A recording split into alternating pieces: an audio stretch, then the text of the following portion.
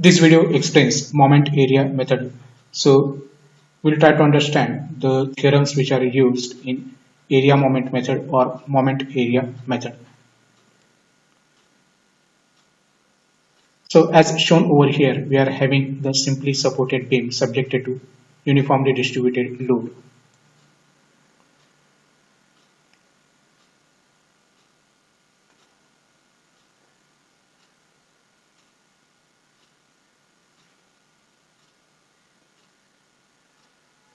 So as you can see over here,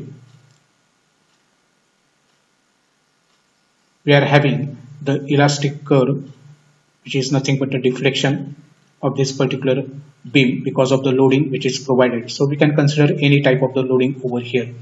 This is the center, and from this R is the radius of curvature of this particular elastic curve, and we have considered any 2 points A and B on this elastic curve. Now corresponding to this particular loading, that is, for example, if it is a uniformly distributed load, the bending moment diagram that we'll get will be in this particular fashion.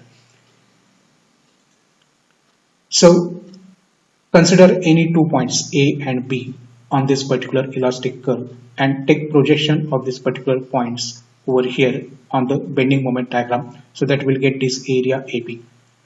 Look at the centroid of this particular area, and the distance of this centroid from point A is XA bar, and distance of this centroid from point B is XB bar. So this is nothing but the location of this centroid. Draw a tangent to this particular elastic curve from left hand support as well as from the right hand support.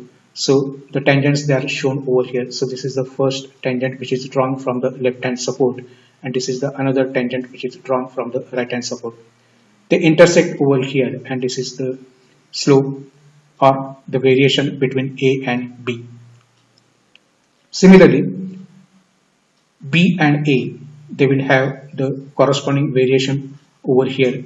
So TBA represents the variation of B with respect to A, and TAB represents variation of A with respect to B. So those are shown over here.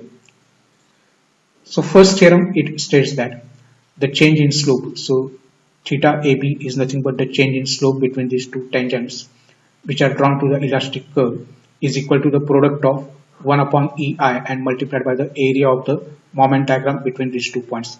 So mathematically it is nothing but 1 upon EI multiplied by this area which we have obtained in the bending moment diagram. So first we'll have to calculate this particular area and multiply it by 1 upon EI. So that is our first theorem.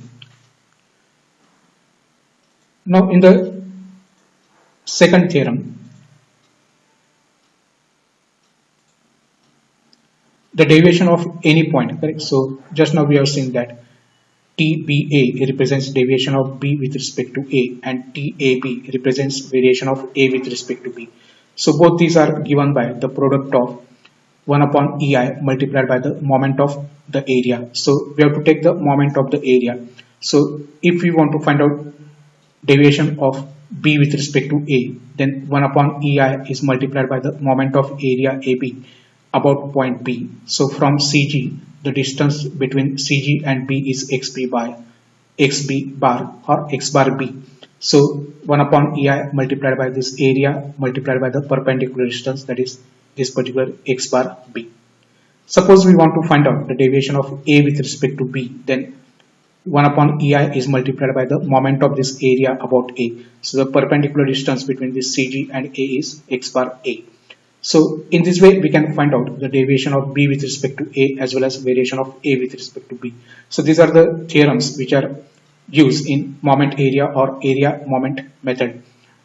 In the next video we will try to understand how to solve the examples on this particular moment area or area moment method. Thank you very much for watching.